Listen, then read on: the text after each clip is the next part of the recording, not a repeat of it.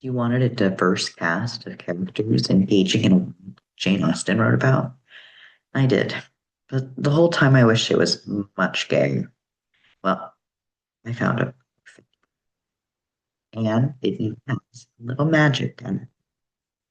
Alexis Hall has revisited the world he wrote about in Mortal Follies to bring us Confounding Oaths.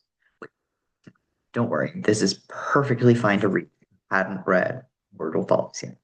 Let me tell you. The series is narrated in the service to Oberon, who flits around watching mortals bring their stories back to entertainment for recall. Think A Midsummer Night's Dream meets Bridgerton. Only he hasn't been called back yet and has decided to publish them for us to read and enjoy the silly lives and problems of mortals.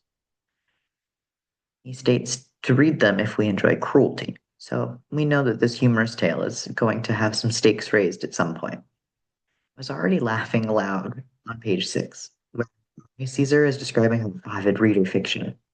It's fan fiction. She's asking her siblings to read what sounds like an awful lot like Darcy and Wickham romance stories. The dialogue is witty and full of barbs. This is a world where fairy godmothers exist. Curses can happen at any moment. Cults are abundant, and sacrifices are necessary to appease both the fae.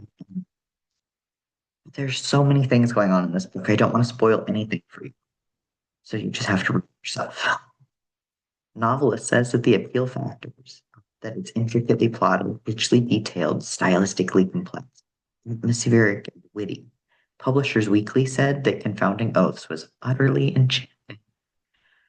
Well, there is a lot of sex discussed, like who's hooking up with who. The scenes are usually fake, and well, there is a good deal of romance. I would hesitate to call this a romantasy. This book is a historical fantasy with a side of romance.